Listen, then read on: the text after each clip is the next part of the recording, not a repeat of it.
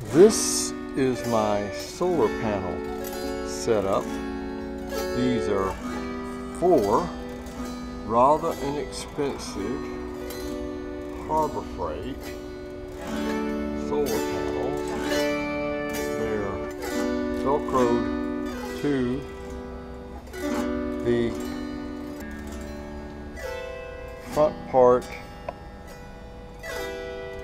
of the instrument area, and they feed into the box you see there, which is a solar charge regulator.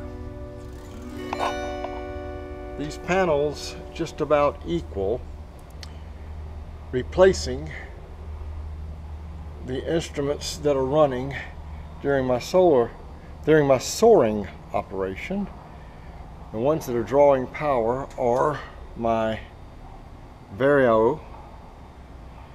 I keep the communications on sometimes there, and almost always I keep on the transponder and the encoder. The encoder, of course, has a heater in it that uses some power, so I'm using about a half of a amp for a lot of this, and it's not too much to ask for. Down here you see the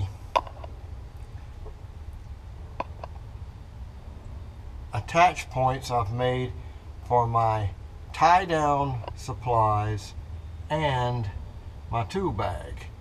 It's close up against the spar, so it's close to the center of gravity. Actually, it's pretty much below the fuel tank, which is up here, and so therefore it acts like a few gallons of fuel, depending on what you put in there. Actually, part of a gallon of fuel. The solar panels are on and off switches here below my fuse boxes, a fuse block. The on and off is necessary to keep the solar panel from trying to act like a light at night and put power back out. It will draw power out of the battery. The solar charge regulator does have a diode in there to help reduce that possibility. To keep from getting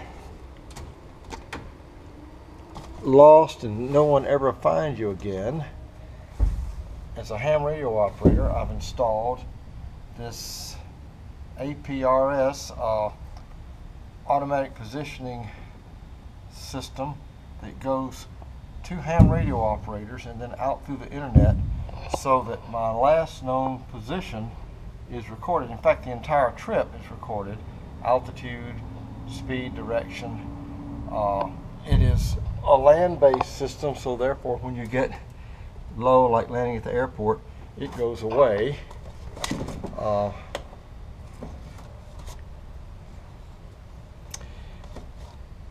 My cargo area here has steel netting below this fabric, because everything you put in here that you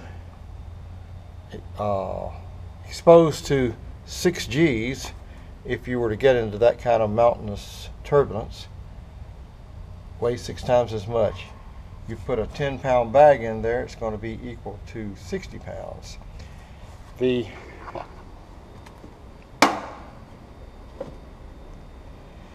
upholstery has a situation that we like. My wife designed this upholstery. It uses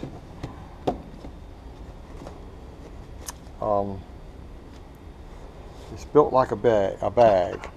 All this is like a big bag that goes in, and there is very little place for dropped cameras, dropped cell phones to go down and jam the controls. A lot of the things that we've done on this aircraft are based on horror stories we've read from friends and others where they've dropped things down. Notice in the same vein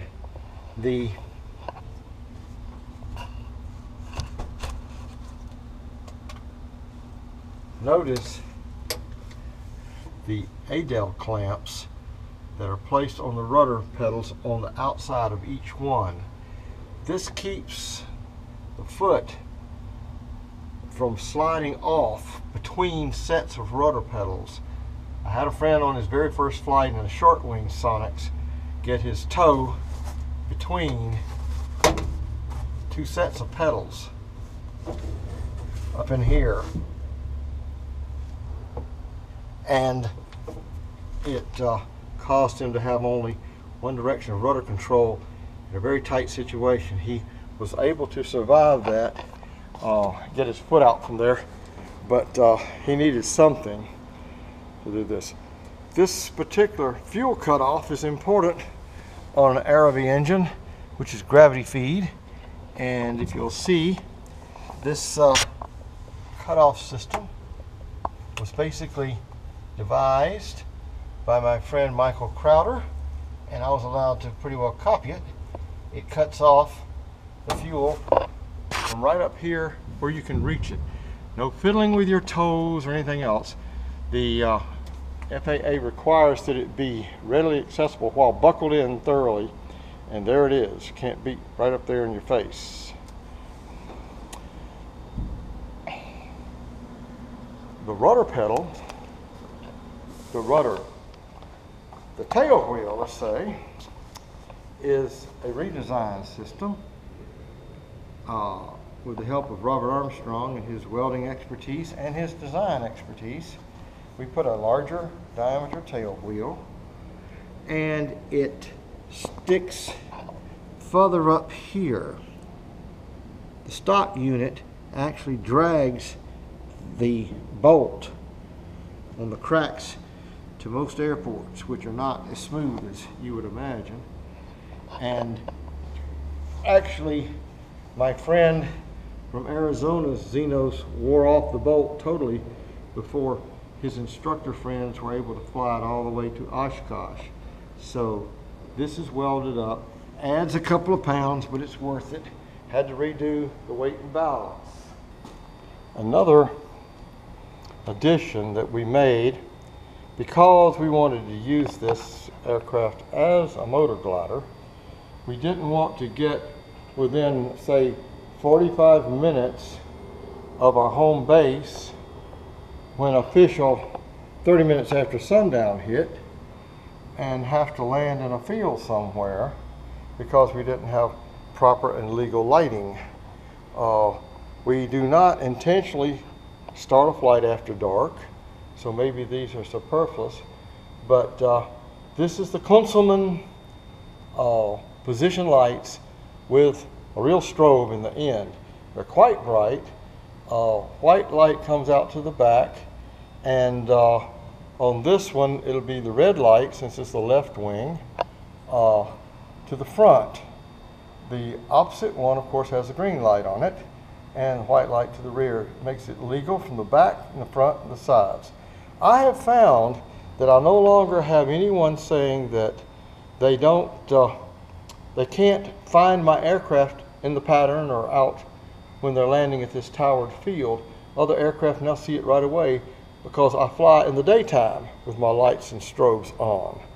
I do turn the strobe part off during my soaring activities because they are a big power grabber on when the engine's off and your alternator is not working, because the engine's what turns it. I find that the alternator does a great job in the air, but I find that over a period of time the Odyssey battery needs to be properly charged, meaning it's brought in an absorption phase, a bulk phase, then an absorption phase, and a trickle phase. And this Odyssey Ultramizer battery charger is set to do that. They say you can leave it on 24/7. I'm reluctant to leave anything electrical plugged in under my aircraft with aircraft fuel in it. So when I go home at night, I unplug it. Just the way I am with that.